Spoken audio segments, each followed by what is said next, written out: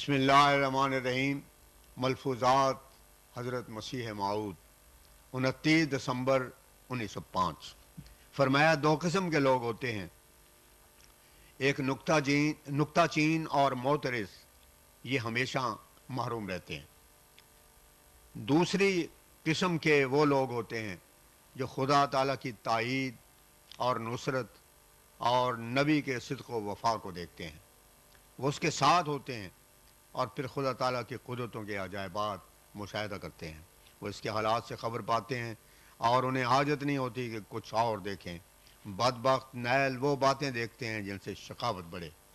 میں نے تذکرۃ الاولیاء میں ایک لطیفہ دیکھا کہ ایک شخص ایک بزرگ کی نسبت بدگمانی رکھتا تھا کہ یہ مکار ہے اور فاسق ہے۔ ایک دن ان کے پاس آیا اور کہا کہ حضرت کوئی کرامت تو دکھاؤ۔ فرمایا میری کرامت تو ظاہر ہے، باوجود ہے کہ تم دنیا کے تمام معاصی مجھ میں بتاتے ہو، مگر پھر دیکھتے ہو کہ خدا تعالیٰ مجھے غرق نہیں کرتا۔ لوط کی بستی تباہ ہوئی، عاد و ثمود وغیرہ تباہ ہوئے، مگر مجھ پر غضب نہیں آتا۔ کیا یہ تیرے لیے کرامت نہیں ہے؟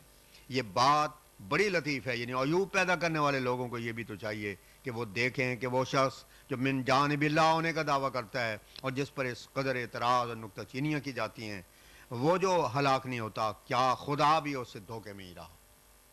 عیسائیوں نے حضرت صلی اللہ علیہ وسلم کے یہی حقیقت سمجھی کہ معاذ اللہ آپ افطرا کرتے تھے، مگر خدا تعالیٰ نے آپ کو وہ نصرت دی اور وہ فضیلت دی کہ آدم سے اخیر تک کسی کو وہ کامیابی کبھی نصیب نہ ہوئی۔ بلکہ آپ کے متعلق ایک ایسا نقطہ ہے جو آپ کی عظمت کو اور بھی بڑھا دیتا ہے، اور وہ یہ ہے کہ آپ ایسے وقت میں تشریف لائے جبکہ ظہر الفساد و فی البر والبحر کا وقت تھا۔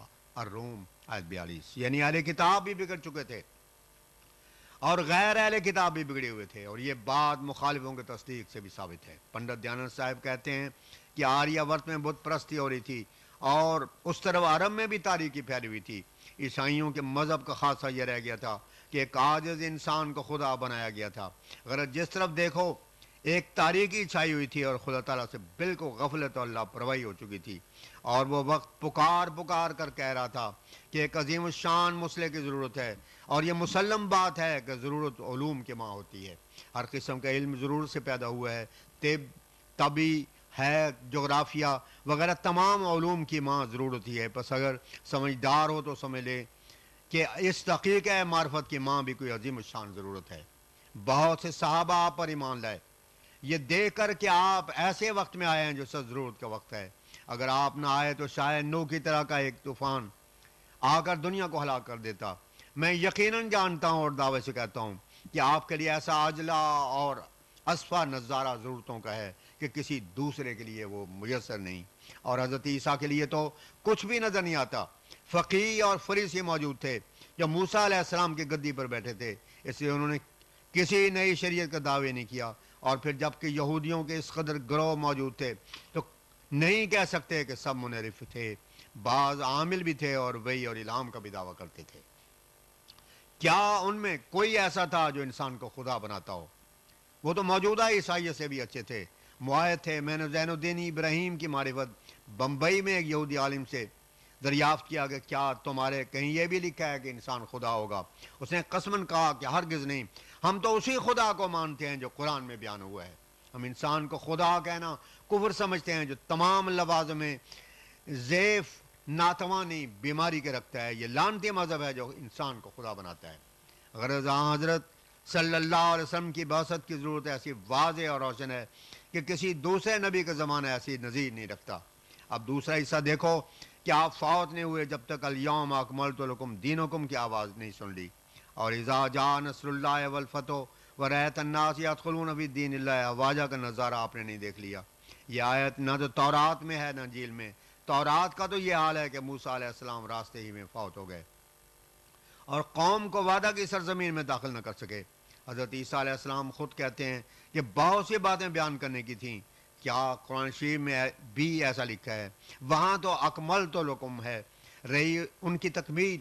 صحابہ کی جو تکمیل حضرت صلی اللہ علیہ وسلم نے کی، وہ اس سے ظاہر ہے کہ اللہ تعالیٰ خود ان کی نسبت فرماتا ہے منہم من قضا نحبہ الاحزاب، اور پھر ان کی نسبت رضی اللہ عنہم ورضوا عنہ فرمایا۔ البینہ آیت 9۔ لیکن انجیل میں مسیح کے حواریوں کی جو تعریف کی گئی ہے وہ سب کو معلوم ہے کہ جا بجا ان کو لالچی اور کم ایمان کہا گیا ہے، اور عملی رنگ ان کا یہ ہے کہ ان سے ایک نے 30 روپے لے کر پکڑوا دیا اور پھر ایک نے سامنے لعنت کی۔ انصاف کر کے کہو کہ یہ کیسی تکمیل ہے؟ اس کے بالمقابل قرآن شریف صحابہ کی تعریف سے بھرا پڑا ہے، اور ان کی ایسی تکمیل ہوئی کہ دوسری کوئی قوم اس کے نظیر نہیں رکھتی۔ پھر ان کے لیے اللہ تعالیٰ نے جزا بھی بڑی دی، یہاں تک کہ اگر باہم کوئی رنجش بھی ہو گئی تو اس کے لیے فرمایا نزعنا ما فی صدورہم من غل۔ حضرت عیسیٰ نے بھی حواریوں کو تختوں کا وعدہ دیا تھا مگر وہ ٹوٹ گیا، کیونکہ 12 تختوں کا وعدہ تھا، مگر یہودا اسکریوتی کا ٹوٹ گیا۔ جب وہ قائم نہ رہا تو اوروں کو کیا بھروسہ کریں، مگر صحابہ کے تخت قائم رہے، دنیا میں بھی رہے اور آخر میں بھی۔ غرض یہ آیت الیوم اکملت لکم مسلمانوں کے لیے کیسے فخر کی بات ہے۔ اب ان باتوں کو ملا کر غور کرو کہ آپ آئے ایسے وقت جب کہ بالکل تاریکی چھائی ہوئی تھی، جیسے کہ فرمایا انا انزلناہ فی لیلۃ القدر۔ ایک لیلۃ القدر وہ ہے جو پچھلے حصہ رات میں ہوتی ہے، جیسے جب کہ اللہ تعالیٰ تجلی فرماتا ہے اور ہاتھ پھیلاتا ہے کہ کوئی دعا کرنے والا استغفار کرنے والا ہے جو میں اس کو قبول کروں۔ لیکن ایک معنی اس کے اور ہیں جسے بدقسمتی سے علماء مخالف اور منکر ہیں، اور وہ یہ ہیں کہ ہم نے قرآن کو ایسی رات میں اتارا ہے کہ تاریک اتار تھی اور وہ ایک مستعد مسئلے کی خواہاں تھی۔ خدا تعالیٰ نے انسان کو عبادت کے لیے پیدا کیا ہے، جبکہ اس نے فرمایا ما خلقت الجن والانس الا لیعبدون، الذاریات آیت 57۔ پھر جب انسان کی عبادت کے لیے پیدا کیا ہے، یہ نہیں ہو سکتا کہ وہ تاریکی میں پڑا رہے۔ ایسے زمانے میں بالطبع اس کی ذات جوش مارتی ہے کہ کوئی مسئلہ پیدا ہو۔ پس انا انزلناہ فی لیلۃ القدر اس زمانہ ضرورت باسط حضرت صلی اللہ علیہ وسلم کی ایک اور دلیل ہے، اور انجام الیوم اکملت لکم میں فرما دیا۔ گویا یہ باب نبوت کی دوسری فصل ہے۔ اکمال سے یہی مطلب نہیں کہ صورتیں اتار دیں، بلکہ تکمیل نفس اور تطہیر قلب کی واشیوں سے انسان، پھر اس کے بعد عقل مند اور با اخلاق انسان، اور پھر با خدا انسان بنا دیا، اور تطہیر نفس، تکمیل اور تہذیب نفس کے مدارج طے کرا دیے، اور اس طرح پر کتاب اللہ کو بھی پورا اور کامل کر دیا، یہاں تک کہ کوئی سچائی اور صداقت نہیں جو قرآن شریف میں نہ ہو۔ میں نے اگنی ہوتری کو بار آگے کوئی ایسی سچائی بتاؤ جو قرآن شریف میں نہ ہو، مگر وہ نہ بتا سکا۔ ایسے ہی ایک زمانہ مجھ پر گزرا ہے کہ میں نے بائبل کو سامنے رکھ کر دیکھا، جن باتوں پر عیسائی ناز کرتے ہیں وہ تمام سچائیاں مستقل طور پر نہایت اکمل طور پر قرآن مجید میں موجود ہیں، مگر افسوس ہے کہ مسلمانوں کو اس طرف توجہ نہیں، وہ قرآن شریف پر تدبر نہیں کرتے، ورنہ ان کے دل میں کچھ عظمت ہے، ورنہ یہ تو ایسا فخر کا مقام ہے کہ اس کے نظیر دوسروں میں ہے ہی نہیں۔ غرض الیوم اکملت لکم دینکم کی آیت 2 پہلو رکھتی ہے، ایک یہ کہ تمہاری تطہیر کر چکا، دوم کتاب مکمل کر چکا۔ کہتے ہیں کہ جب یہ آیت اتری تو وہ جمعے کا دن تھا۔ حضرت عمر رضی اللہ عنہ سے کسی یہودی نے کہا کہ اس آیت کے نزول کے دن عید کا لیتے۔ حضرت عمر نے کہا کہ جمعہ عید ہی ہے، مگر بہت سے لوگ اس عید سے بے خبر ہیں، دوسری عیدوں کو کپڑے بدلتے ہیں لیکن اس عید کی پرواہ نہیں کرتے، اور میلے کچیلے کپڑوں کے ساتھ آتے ہیں۔ میرے نزدیک یہ عید دوسری عیدوں سے افضل ہے۔ اسی عید کے لیے سورہ جمعہ ہے، اور اسی کے لیے قصر نماز ہے، اور جمعہ وہ ہے جس میں عصر کے وقت آدم پیدا ہوئے، اور یہ عید اس زمانے پر بھی دلالت کرتی ہے کہ پہلا انسان اس عید کو پیدا ہوا۔ قرآن شریف کا خاتمہ اسی پر ہوا۔ کہتے ہیں جب یہ آیت اتری تو ابو بکر رو پڑے۔ کسی نے کہا ہے بڈھے کیوں روتا ہے؟ آپ نے جواب دیا کہ اس آیت سے حضرت صلی اللہ علیہ وسلم کی وفات کی بو آتی ہے، کیونکہ یہ مقرر شدہ بات ہے کہ جب کام ہو چکتا ہے تو اس کو پورا ہونا ہی وفات پر دلالت کرتا ہے۔ جیسا دنیا میں بندوبست ہوتے ہیں اور جب وہ ختم ہو جاتا ہے تو عملہ وہاں سے رخصت ہوتا ہے۔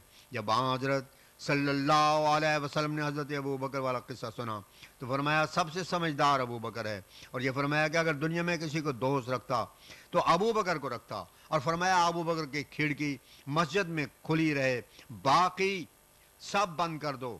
کوئی پوچھے کہ اس میں مناسبت کیا ہوئی تو یاد رکھو کہ مسجد خانہ خدا ہے جو سرچشمہ ہے تمام حقائق و معارف کا۔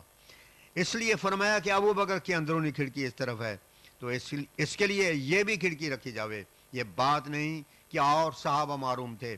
نہیں، بلکہ ابو بکر کی فضیلت وہ ذاتی فراست تھی جس نے ابتدا میں بھی اپنا نمونہ دکھایا اور انتہا میں بھی۔ گویا ابو بکر کو وجود مجموعۃ الفراستین تھا۔ اب میں پھر یہ ذکر کر کے اس کو ختم کرتا ہوں کہ خدا تعالیٰ نے جہاں میری وفات کی خبر دی ہے، یہ بھی فرمایا ہے لا نبقی لک من المخزیات ذکرا۔ جو معمور ہو کر آتا ہے، بڑا اعتراض عقل مندوں کا یہ ہوتا ہے کہ وہ مر گیا، کام کیا کیا؟ یہ مہذب لوگ ہوتے ہیں کہ اتنا بڑا دعویٰ کیا تھا، یہ مہذب لوگ کہتے ہیں کہ اتنا بڑا دعویٰ کیا تھا کہ قصے سلیب ہوگا اور یہ ہوگا اور وہ ہوگا، مگر اب خامی کی حالت میں چلے گئے۔ اس میں اللہ تعالیٰ پیش گوئی فرماتے ہیں لا نبقی لک من المخزیات ذکرا۔ اور سچے آدمی کو غم بھی یہی ہوتا ہے، جیسے حضرت صلی اللہ علیہ وسلم کو فرمایا کہ تیرے بوجھ کو جس نے تیری پیٹھ توڑ دی تھی اٹھا دیا، وہ بھی علت غائی کا بوجھ ہے۔ غرض اللہ تعالیٰ نے اس وحی میں بشارت دی ہے، گویا اس کو اپنے ہاتھ میں دے دیا ہے۔ اب سنو، جب کہ خدا تعالیٰ کا یہ وعدہ ہے تو یہ ہو کر رہے گا، تمہیں مفت کا ثواب ہے، پس تم میں اس وصیت کی تکمیل میں میرا ہاتھ بٹاؤ۔ وہ قادر خدا جس نے پیدا کیا ہے، دنیا اور آخرت کی مرادیں دے دے گا۔